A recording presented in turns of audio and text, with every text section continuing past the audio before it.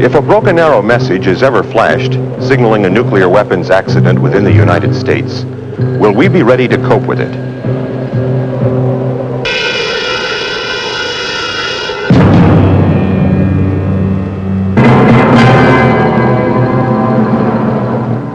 Will we be ready?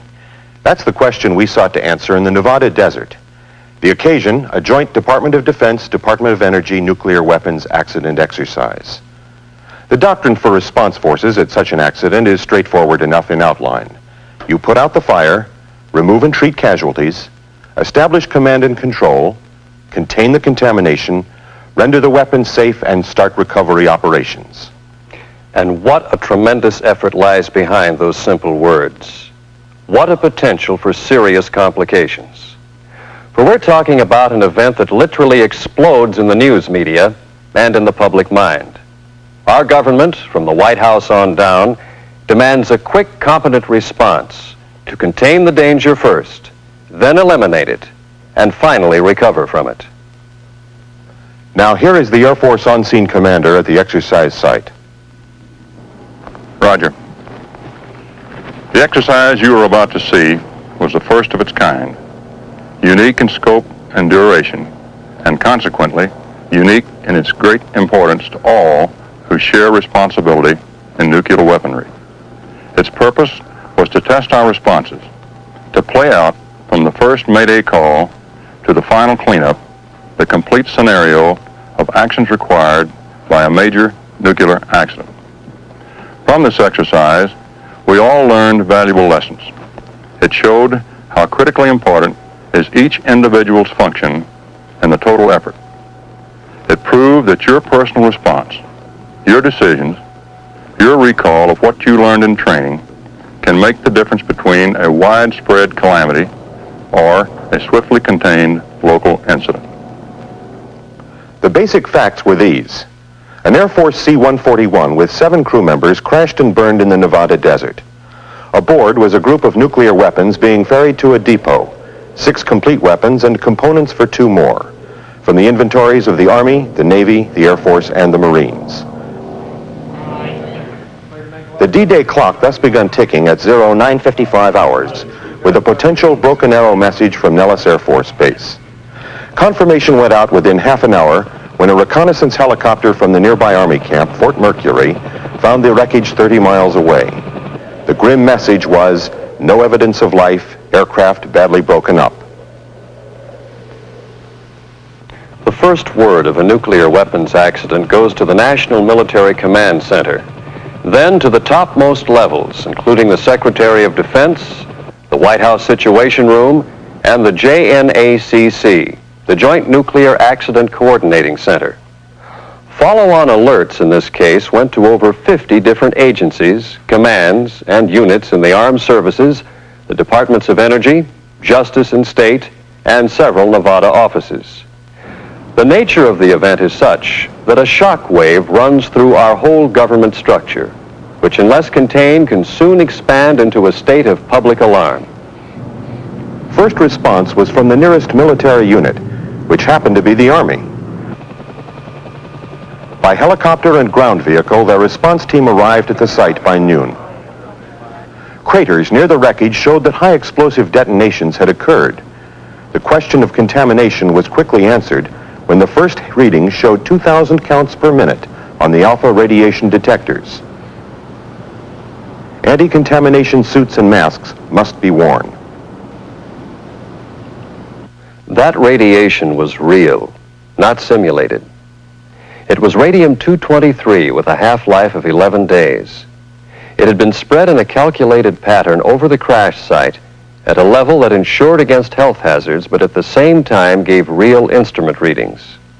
We should note at this point that this exercise included all services and the Department of Energy and was evaluated by umpires from these agencies. Army Brigadier General Carlson, as senior military officer present, assumed responsibility as the initial on-site commander. Military police set up a partial security cordon and would complete it as soon as the contamination profile could be drawn. Army control team members, now properly suited up, taped and masked, moved onto the crash site and within an hour found 3 bodies of crewmen and 2 nuclear weapons. 1 Army weapon pinned under the wing and 1 Air Force weapon half buried in the ground.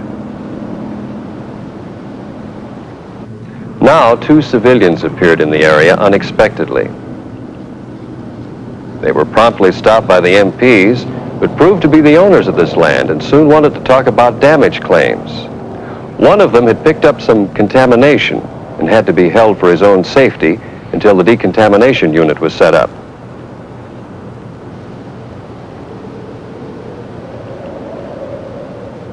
Meanwhile, a steady stream of reports, notifications, and requests for additional support were going out from the Army's Field Command Post.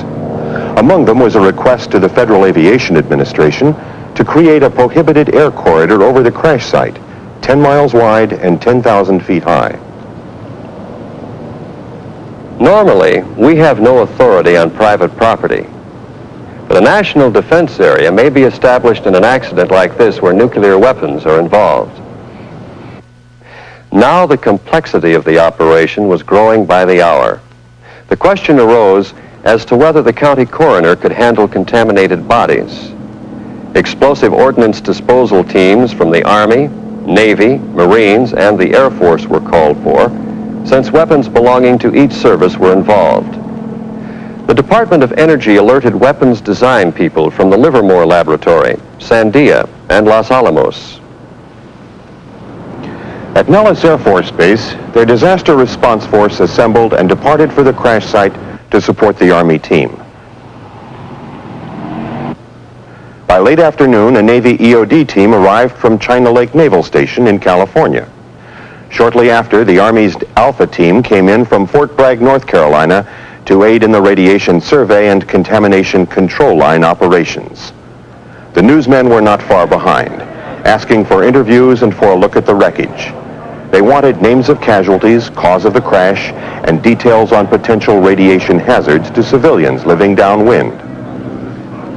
An official statement from General Carlson's public affairs officer, cleared by higher authority, was issued to the news media.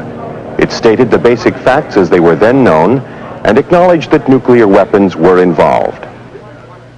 Now it's obvious that a very large logistical effort was needed to feed, shelter, and sustain our forces here. In a real nuclear accident, the crunch would be felt in a few hours. Food, clothing, tents, water, vehicles, fuel, sanitation, expanded communications, all would be urgently needed right now. To save exercise time, a tent city had been set up previously to shelter 400 people. It's true that such a camp wouldn't exist until several days later at a real accident site, but its presence didn't affect the central objectives of the exercise. And, in fact, there would still be plenty of discomfort, sleeplessness, and cold rations to go around. A second Navy EOD team had arrived by now from Hawthorne, Nevada. The 3rd and 4th nuclear weapons were found, first damage assessments were made, and render-safe procedures were started. All 7 of the aircrew casualties were located by the search teams. Telephone lines were laid to ease the problem of communication with security guards far out in the field. By the end of D-Day, a good start had been made, but only a start on controlling the situation. The radiation survey had not yet been completed. 2 weapons and most of the separate components had not yet been found. Communications were minimal, but situation reports to higher headquarters had started. But the needs were great, and among the urgent requests that flowed from the command staff were these: aerial photos of the site, an aerial radiation survey, the long-range communications package called Jackpot, the Air Force's Occupational and Environmental Health Lab, and the Army's Radiological Assistance Medical Team. The Army was still in command at the site since they responded first from the nearest military installation. But the Air Force, by regulation, would soon take over responsibility, since they had possession of the weapons at the time of the accident. In fact, the 22nd Air Force Disaster Response Force was now assembling at Travis Air Force Base, California, and would soon be airborne. At about midnight of D-Day, the lead party of 23 scientists and technicians from the Department of Energy's Weapons Design Laboratories arrived. They were briefed at once by General Carlson's staff, then sent off a status report to their headquarters, and finally tried to get a few hours' sleep in the desert cold.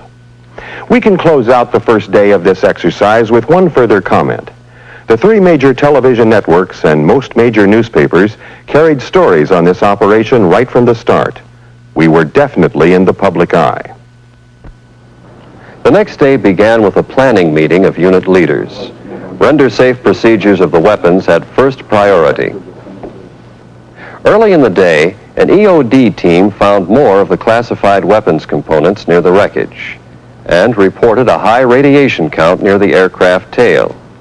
There was by now a steady influx of technical personnel. Navy Radiation Control, or RADCON, teams arrived from several locations throughout the United States. They were joined by Marine EOD and RADCON personnel from California and Arizona. By mid-morning, render-safe procedures on the two Navy weapons were completed. A large mobile crane had been requested on D-Day, and it now came onto the site to help in weapon recovery.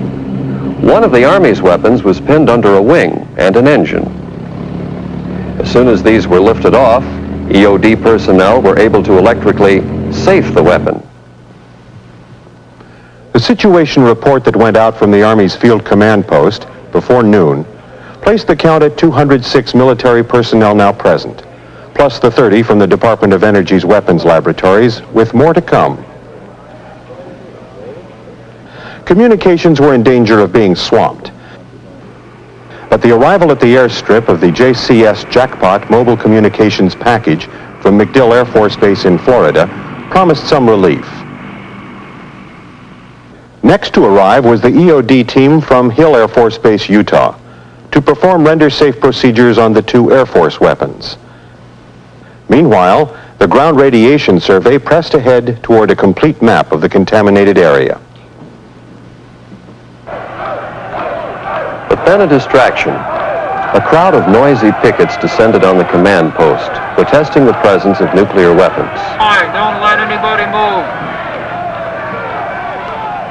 A television news crew came along to record the fracas, and a lawyer spokesman demanded to see the commander and threatened a court injunction. The security forces were kept busy containing the more aggressive pickets. The county sheriff sent a deputy to help deal with these civilians, and in due time they departed. It's clear that at any nuclear weapons accident, the on-scene commander and his staff are under tremendous pressure from all sides. The urgent work of a large and diverse force of specialists has to be organized and prioritized. A flood of requests for special equipment, communications, and logistical aid have to be met. There are demands from the press, from local officials, the next of kin, and from alarmed citizens. Higher headquarters tracks the situation continuously. All this is in the context of a situation that can be physically dangerous to all present and possibly to nearby residents. More than that, public confidence in us turns on how we conduct ourselves under stress. To put it bluntly, we're expected to know what we're doing, and we'd better show that we do.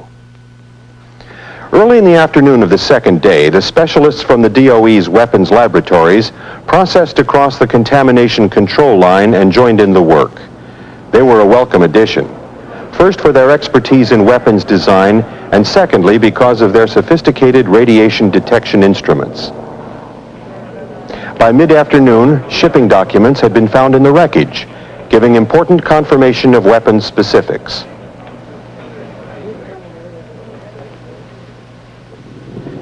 A Department of Energy contractor now made the first aerial survey. Photos were taken from which a more accurate plotting could be made of weapons locations and debris.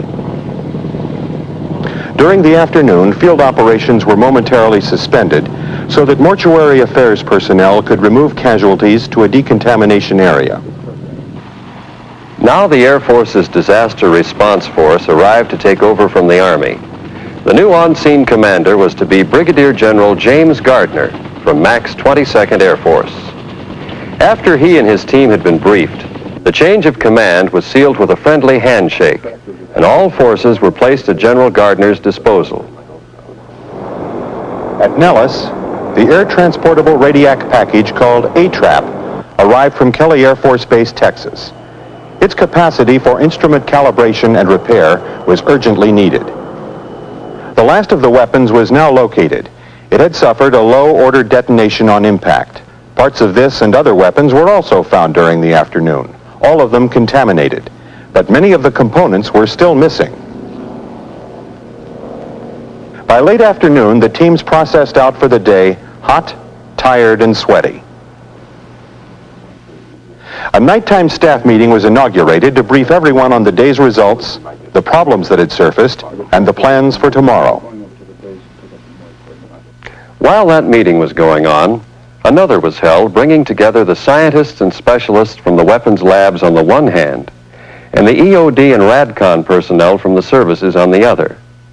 Most of them had never met before and knew little of one another's capabilities. A great deal of helpful information was exchanged, and some initial confusion about differing procedures was laid to rest. The second day closed with considerable work having been accomplished, but a lot remaining to be done. 3 weapons had been found, 2 weapons had been safed, 1 was still buried, and many components still missing. A question remained as to the full extent of the area's contamination. We now had over 250 people on site. We had added a complete radiation analysis lab, a mobile decontamination facility, and the Lawrence Livermore Lab's ARAC, Atmospheric Release Advisory Capability. This would be used to predict any possible downwind contamination hazard. The Air Force's Occupational and Environmental Health Lab was here from Brooks Air Force Base also. The aerial photos were being developed, and an aerial radiation survey was on for tomorrow. So ended the second day. At Nellis, more expert help arrived from the East Coast. This was the Army's Radiological Assistance Medical Team from Walter Reed Hospital. They'd help define health hazards and analyze air and water samples around the crash site. As the hotline opened on the third day, Department of Energy specialists were joining the Air Force, Navy, and Army EOD teams to continue the weapons recovery work. Meanwhile, the on-scene commander's staff was in touch with many agencies in the outside world: the local sheriff, the OSI, the State Attorney General, and the Air Force Inspection and Safety Center. Now began the first radiation survey from the air by a Department of Energy contractor.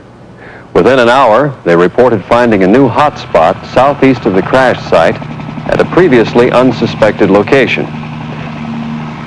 A ground team was sent out to define its size and boundaries, and security was expanded to include it. Soil samples were taken outside the cordon and down the public road to the south. The analysis showed nothing above normal background radiation. Shortly after noon, 2 civilians in a dune buggy decided to try to cross the security line and pick up a few souvenirs. They didn't get very far. After they identified themselves and were checked for contamination, they were allowed to go on their way. The demands of the news media were a constant pressure on the commander and his public affairs officer. News releases were given out periodically, but the reporters always had further questions. There were queries on the possible threat to public health, property damage, the whole matter of transporting nuclear weapons safely, the specific cause of this accident, and many more. Meanwhile, the recovery work went on. A joint Navy DOE team found a heavy component of an exploded weapon in its crater, contaminated. The mobile crane was called in once more to stabilize the Air Force weapon so that the sand could be dug away. Then the render safe procedure on it was finally accomplished. As to the Army weapon, it presented some delicate problems that would be talked over far into the night. Late in the afternoon, the mother of one of the dead crew members came to the site. She wanted to claim his body for burial. She wanted to know how it happened and why, whose fault it was, and what her son had died for. It all comes down on the commander and his staff. the big crises and the small ones, the individual sorrows, the public fears. By the end of the third day, we had a pretty good radiation survey in hand. The perimeters were now defined and security was set. A request had gone out for more respirators, an airlift of 7 jeeps, and more heavy equipment. At the evening conference, the list of work to be done seemed almost as long as ever, but the list of accomplishments was now quite respectable. Early on the fourth day, a team of Army and DOE weapons lab people took radiographs of the damaged Army weapon. It could not be safely moved until its internal components had been stabilized. In mid-morning, the Cactus Alliance was heard from. This was a group of environmentalists who wanted everything stopped and had a state court order to enforce it. The on-site judge advocate stepped in. He advised the commander that the issuance of the restraining order was outside the state court's power. This judgment was later sustained by the state attorney general. The staff judge advocate relayed the decision by telephone to local civil authorities, and operations continued.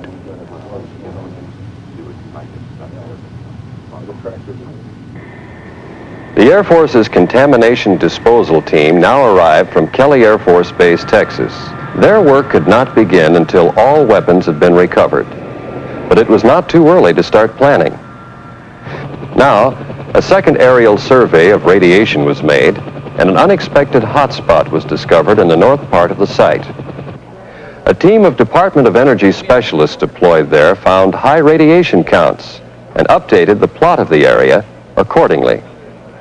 So far, there hadn't been any wind, but we knew the dead calm conditions seldom lasted long out here. When a little breeze came up, the Army RADCON team was tasked to get background air samples. Meanwhile, Marine EOD people were keeping up the search for missing weapons parts. Other teams found most of the classified parts of the Air Force weapon and a major classified component of the Army weapon. These critical parts were brought to a special holding area and covered. With over 400 people now at the site, there seemed no end to logistical needs. Requests went out for such items as generator fuel, rubber mats, tarps, brushes, and surgical gloves. As the wind gusted up and blew sand around the mess tents, the cooks broke out cold rations for dinner. Toward the end of the fourth day, the contamination plotting was complete enough to permit the contamination control line to be moved closer to the crash site. The major problem remaining was the damaged Army weapon, but that fix would take some doing.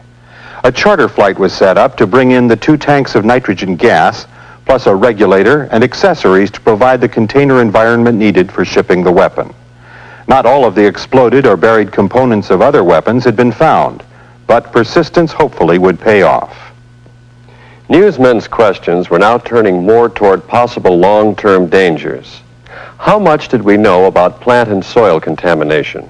How far would the wind carry it? What about evacuation of residents downwind? Why didn't we warn the public? Such stories make newspaper copy, and any commander in this situation must be careful in his answers. But he must answer, and as candidly as possible. Early on day 5, a team set out to take soil samples outside the security perimeter to see what effect the wind had on radiation dispersal. Water samples from wells in nearby towns were also taken, and all results were negative. The Air Force weapon was examined again and found to be okay to remove.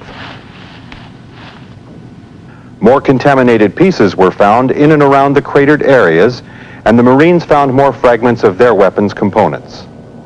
In mid-morning, the mayor of a nearby town demanded to know how much longer the cleanup was going to take.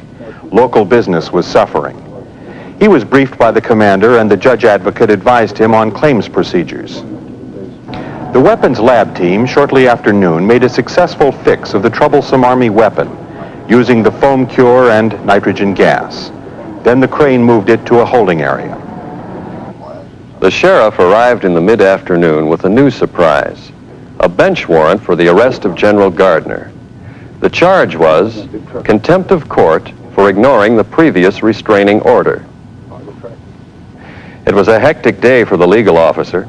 After consultations, he advised the sheriff that the general would not submit to the arrest warrant on the grounds that there could be no contempt of the previous order, since the court had no authority to issue it. The sheriff did not press the issue. A representative from the Office of the Secretary of Defense now arrived to get a first-hand look at how we were handling the situation. He received a very thorough briefing on every aspect of the operation. He expressed general approval and asked for an outline of the cleanup plan before leaving. The wind kicked up to 30 knots late in the afternoon, hampering operations.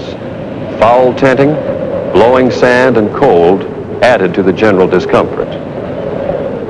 The cooks did manage a hot ration dinner for all that evening.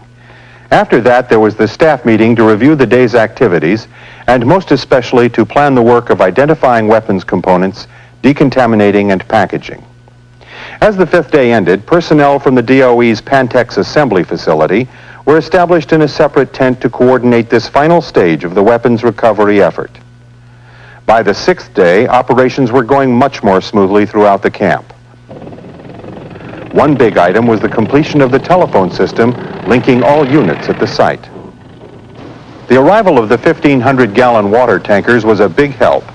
They were used to wash down contaminated vehicles, as well as dampen the dirt roads and parking areas for dust control.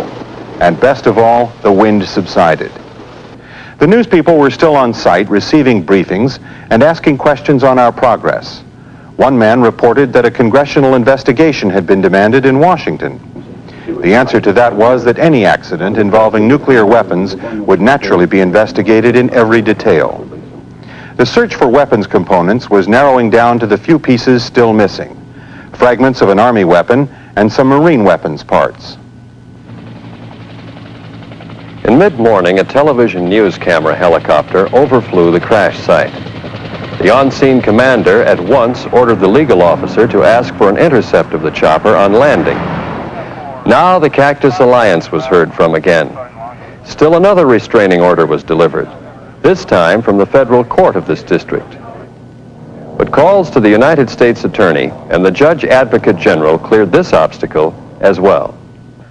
To put to rest any lingering fears about radiation, the commander sent letters to the mayors of all nearby towns that there was not and would not be any danger to the public health from this operation. By early evening of the sixth day, the recovery plan was completed. The identification of weapons components and packaging for shipment was proceeding well. The last remaining weapons recovery task was to find the still missing pieces. In the morning of the seventh day, a joint team led by personnel from the Los Alamos Scientific Lab made a sweep of the area north of the wreckage with radiation detection meters and found 4 of 6 missing parts. The other 2 were found, and all EOD teams could finally say, mission accomplished. And so this first-of-a-kind exercise of our national response capability came to an end. The events that took place were staged and accelerated to compress what would take weeks or even months to do into a brief 7-day period. After all the critiques were in, we saw that there is a continuing need for us to review and improve our response capabilities for nuclear weapons accidents.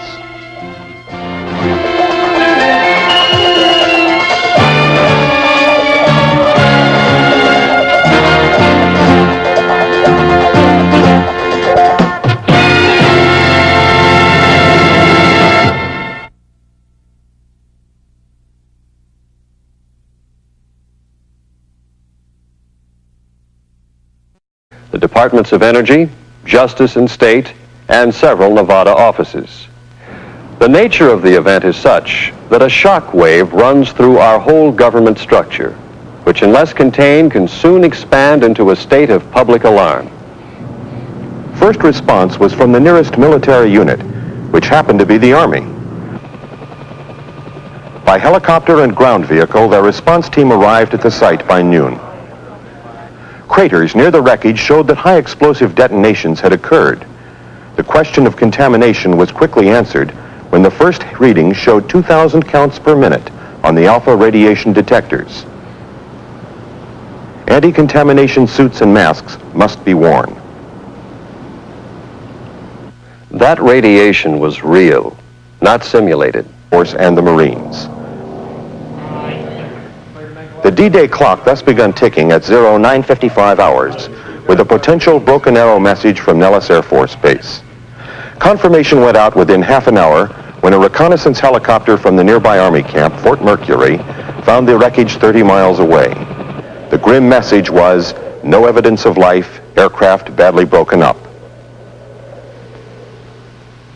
The first word of a nuclear weapons accident goes to the National Military Command Center, then to the topmost levels, including the Secretary of Defense, the White House Situation Room, and the JNACC, the Joint Nuclear Accident Coordinating Center. Follow-on alerts in this case went to over 50 different agencies, commands, and units in the armed services For the operations. And what a tremendous effort lies behind those simple words. What a potential for serious complications. For we're talking about an event that literally explodes in the news media and in the public mind. Our government, from the White House on down, demands a quick, competent response to contain the danger first, then eliminate it, and finally recover from it. Now here is the Air Force on-scene commander at the exercise site. Roger. The exercise you are about to see was the first of its kind, unique in scope and duration, and consequently unique in its great importance to all who share responsibility in nuclear weaponry. Its purpose was to test our responses.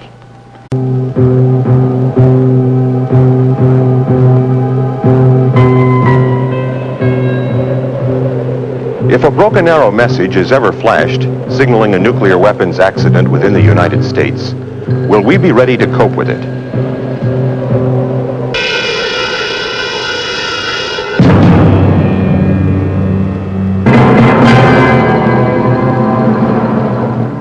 Will we be ready? That's the question we sought to answer in the Nevada desert. The occasion, a joint Department of Defense, Department of Energy nuclear weapons accident exercise. The doctrine for response forces at such an accident is straightforward enough in outline. You put out the fire, remove and treat casualties, establish command and control, contain the contamination, render the weapon safe, and start recovery. To play out from the first Mayday call to the final cleanup, the complete scenario of actions required by a major nuclear accident. From this exercise, we all learned valuable lessons. It showed how critically important is each individual's function in the total effort. It proved that your personal response, your decisions, your recall of what you learned in training can make the difference between a widespread calamity or a swiftly contained local incident. The basic facts were these. An Air Force C-141 with 7 crew members crashed and burned in the Nevada desert. Aboard was a group of nuclear weapons being ferried to a depot, 6 complete weapons and components for 2 more, from the inventories of the Army, the Navy, the Air Force.